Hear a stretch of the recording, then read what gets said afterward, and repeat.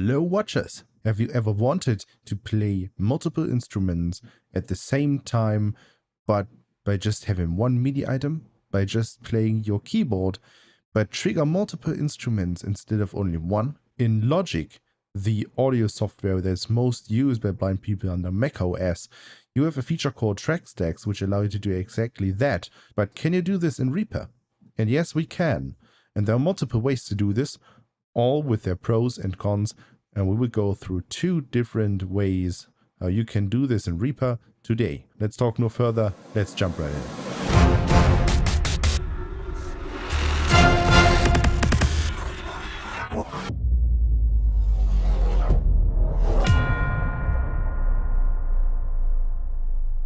So there are two ways we can achieve this here. The first way is a thing that I would call instrument stack, because we are basically stacking multiple instruments at the same track. And the second way would be called track routing method, where we basically route multiple tracks into each other. But of course, both methods have their pitfalls and we will discuss them as we go along. So let's start with the first and easiest way of doing things. I'm basically starting out with a project with a track which already got a virtual instrument on it, which is called The Gentleman by Native Instruments, I think. It's included in Complete Control.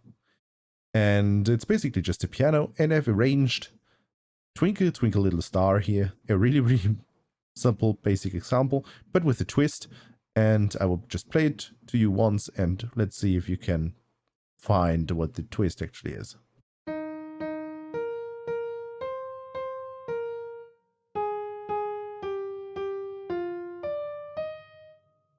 There we go. The twist is that we are not going down to the D sharp, we're going up to the D sharp an octave above. That's basically all there is, but it's actually nice for demonstration purposes as we go along. So what we can do to actually play multiple instruments at the same time here is we can open the FX chain, and that's method 1, by pressing F on this track. FX, track 1 dialog, list 1 list, VST, complete control, native instruments GmbH, 32 out, 1 of 1. There you can see that we have a complete control instance on this track right now. And what we now can do is add a different instrument. And we will, for simplicity, just add Resynth here, which is the synthesizer that comes built in with Reaper. It's a stock plugin, it's free, and it's included in every Reaper version. So we will just fire that up and load it as instance directly below the complete control instance here. So let's hit Shift Tab. Remove button, add button. And let's enter that. Add FX to track 1 dialog filter. Combo box collapsed, edit blank. Let's enter Resynth, which is written REASYNTH.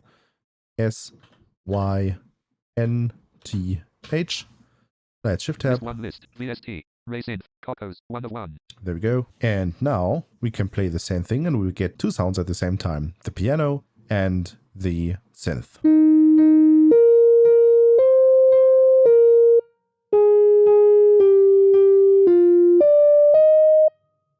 And as you already noticed, we have got the problem that one instrument is just louder than the other. And that is because of the default configuration of the instruments. So how could we fix that? And opposite to the second method, where we basically have separate tracks for different instruments, here we don't have separate tracks. We basically have one track. And if we change the volume of the track, we basically change the volume of both instruments at the same time. So the difference in volume won't change between the instruments. We would just make the overall output more quiet or louder, basically. So if you want to change the volume of the different instruments here, there's no other way than going through the Osara parameters dialog and change the wet-dry signal ratio. And we have to turn down the wet signal in order to change the volume of the instruments. So we can press P on that. Context menu. And we get a menu where we can select between Complete Control and Resynth, the two plugins that are currently instantiated on our track. 1 Complete Control 1, 2 Resynth 2. We will select Resynth because that's obviously the one that is much louder. FX parameters dialog 3.0 ms parameter. Combo box attack 1, collapse alt plus P. And we go to the end of the list. Delta 18. And above. Wet 17. And then we got wet, and we tap that. Value Slider 100%. Let's turn that down, shall we? Edit selected 1.0000. Let's turn that down to, for example, 10%. 0. Stop. 1. 0 0 0. And now let's just play and see what it changed.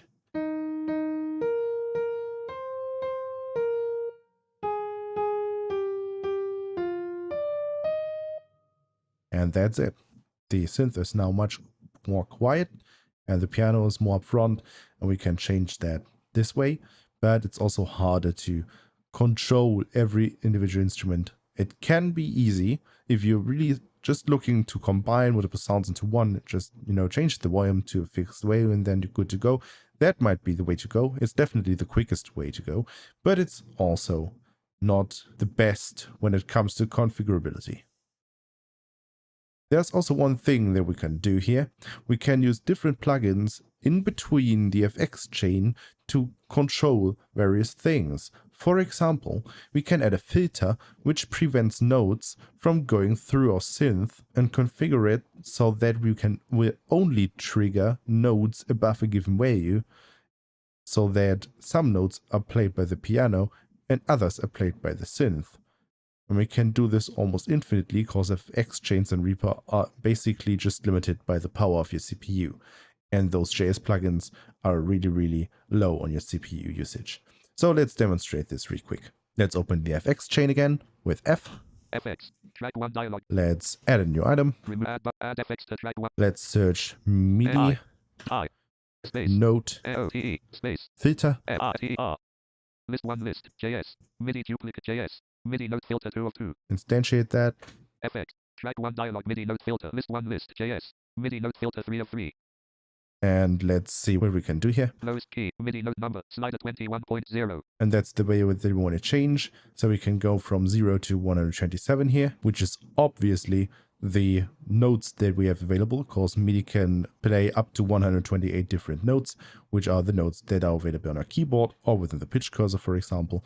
And we can set this value to 72. That is C5 if we are starting from C-1. And our piece goes from D#4 to D#5. So we are basically preventing any note from going through that is lower than C5, which is basically almost our entire piece, with the only exception being the highest two notes, which we added in as a twist. Let's play this and you will notice that's not working yet.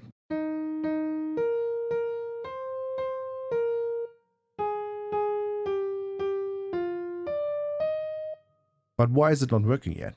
That's pretty simple, because we have an FX chain going on here, and as soon as we had add and insert a new instrument or a new instance of an FX, then this instance is going to be added to the end of the FX chain. So we have to move this up between our two virtual instruments. So let's shift tab into the list. Edit mode list 1 list. JS. MIDI note filter 3 of 3 active. And there we go. We have to press Ctrl Shift Alt and page up. 0.00. And this will make sure to move the plugin between our two instruments. Now we can hit play.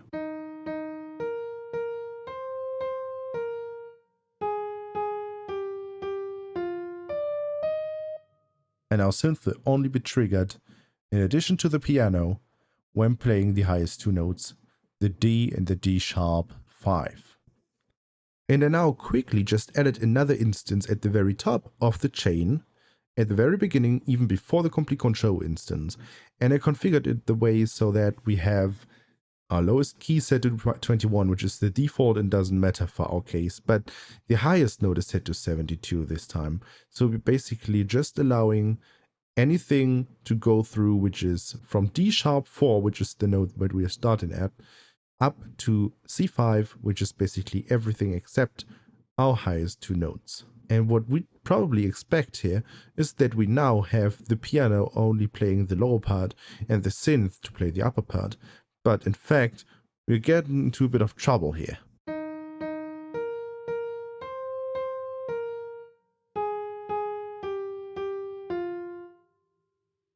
And we don't get the highest notes at all. And that is because we're working with an FX chain. The plugins that are instantiated on the chain early affect all the following plugins, not just the one that is following right after. So if we filter away the two notes for complete control already, they are not going to reach the second filter, and they are especially not going to reach resynth right after. So that's one of the pitfalls that you have to be aware when doing the instrument stack thing and stacking instruments right onto one single track.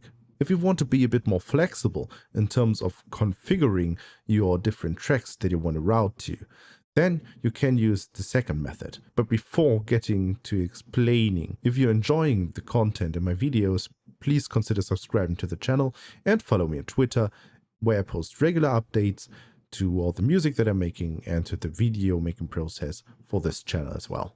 And now that that is out of the way, let's dive into the second method, which is based on routing. And as I already mentioned, this is going to be a bit more complicated in terms of setup. For full transparency, we are starting with an empty project, no tracks, no items, no whatsoever. Let's create an empty track first and call this melody. Track name MELODY 1 melody volume 0.00 pain. And I already copied my MIDI item into the clipboard, so I would just paste this at the very beginning of the project onto the track melody. One melody. One item added. And now we've got a melody track with this MIDI item on it, and we can play, but we won't be able to hear anything because we don't have any instrument on this track. And that's actually not what we want, because this track is going to stay empty except for the MIDI part, because that is what we wanted to do. We just wanted to contain all the melody, and we will create different tracks which will contain all the different instruments. So let's import a track with an instrument here, in this case our complete control gentleman again, and you can follow along by hitting virtual instrument on new track. Within the insert menu, you can create a new track with Ctrl T and just instantiate the virtual instrument via the FX chain, which you can reach by pressing F. You can also import it from a track template. Do it the way you like most, it doesn't matter. I will import it from a track template real quick. So I've got a second track here, which is empty, which is called 2 piano armed. And I've got 1 melody, 1 item. There we go. So still, this piano track is empty. I don't have any items on it. I just have the complete controls this with the gentleman on this track. What we now have to make sure is that our melody track actually goes into the piano track. And that is easily be done under Windows by pressing Alt and context menu key. Context menu. And this is the routing context menu. Let's see what we can do here. Must ascend check M. Send submenu S. And then we go into the send submenu. Adjust I/O parameters. Right click on volume fader A. And use the up arrow. Track 2. Piano T. And that's what we want to hit enter on. And that's the moment where we instantiated a send from our melody track to our piano track. And if we hit play now,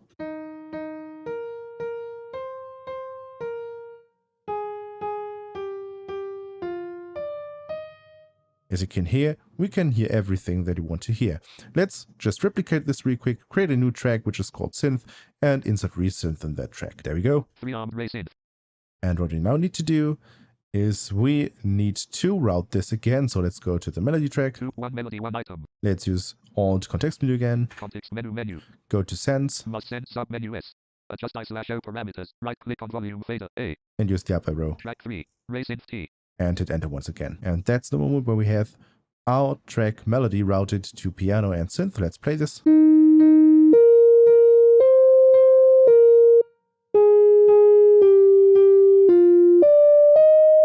And now we've got the same problem. Our synth is just really loud. We can adjust this more easily this time. Multiple ways again. We could theoretically change the volume of the send, which is the most complicated way, and depending on your use case, this might be the way to go, but usually you don't need to do this. We could again change the wet signal, but we don't need to do this. We can this time just change the volume of the track by selecting our resynth track. 3-armed ray synth.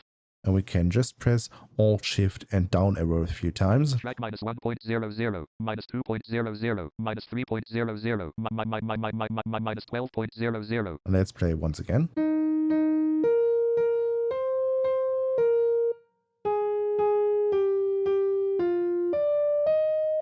Isn't this much better? So Can we now finally do the thing that we weren't able to do with the instrument stack before, where we can have the piano play all the lower notes and the synth only play the upper notes? And yes, we can. So what we now need to do is create MIDI note filter once again on both tracks, and we need to make sure to hit Ctrl, Shift, Alt and Page up so that the MIDI note filters on both tracks are probably instantiated before the virtual instruments. And after doing that, and configuring them properly, we will be able to do exactly what we wanted to do in the previous attempt, but weren't able to do because of how the effects chain actually works. So I've done this real quick so that we can actually demonstrate this.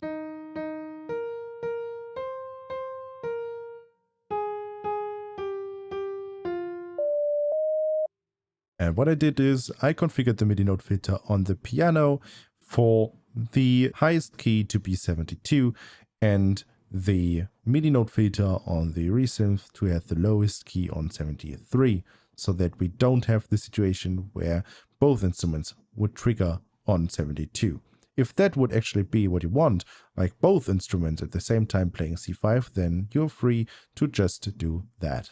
We could also do things like instantiate a MIDI note transposer on, for example, the resynth track to actually transpose all the notes that are coming in one octave lower, so that we would have the piano play on the regular scale and the synth doubling the piano an octave below, which is all possible by that method. So the second way, although a bit more complicated to set up, might be your preferred way of doing things because it's much more flexible. You can configure it easier and you can actually configure more stuff because you have separate FX chains for each and every individual instrument, and you can do so much more with it. It obviously has its pitfalls. For example, if you'd want to actually live play a melody and play it back at the same time, like if you wanted to do things in real time live, you would also always have all the other tracks armed. So if you didn't know that, but if you want to hear something played live or record something via MIDI, then in Reaper you'd need to arm a track, which is done by default if you're using the virtual instrument on new track option in the insert menu. All virtual instrument tracks will get armed by default that way. And there's an option available in every context menu for Reaper tracks, which allows you to automatically arm the track whenever you select it, which is really helpful in the default for all the projects that I'm working on, because this allows me to scroll through my tracks and use my keyboard to play whichever track I've currently selected. But that's already where things get complicated, because if you select the melody track, then only the melody track will be armed. But as we've learned, if you're using the second way of instantiating a track stack, as Logic calls it, that we've just learned about, then we only have the melody track armed. And although the melody track has sense to separate virtual instrument tracks in Reaper, as long as they are not armed, they won't play, even though you're actually playing into the melody track and it's sending data over to those tracks. What we need to do in order to have them play while we are selecting the melody track is arm them manually by selecting them and pressing F7. But as long as you do that, you will automatically record on those tracks as well in the situation that you actually want to record something while the melody track. Although this might sound a bit complicated right now, this might become a bit confusing and complicated. You might get messed up as soon as you want to record something while having your track stack set up that way already. So I'd always recommend you to finish your melody before doing that, or instantiate a separate track, record your new melody ideas on that one, copy it over to your melody track, and prevent your melody track and all the other tracks within the track stack from getting armed altogether. So this was a little overview on how you could achieve something like this within Reaper. There are more ways to do this, and this is the great way about Reaper. You can do similar things in so many different ways, which all have pros and cons, and the one way might be the correct one for you, and the others might not be. There are features like track groups in Reaper which allow you to do the same thing, but are less flexible because you cannot store them in, for example, track templates, and a lot more things that I won't cover here, but if you're interested in one approach or another that I didn't cover in here, then let me know in the comment section below this video. Or if you like this video or dislike this video or whatever, just write a comment below this video. It's good for the YouTube algorithm. You're helping me with the channel, you're helping other people which might be able to find this video easier and might get help out of it. And in the end, we're all going to learn together. Thanks for watching this video. Until next week. See you. Bye bye.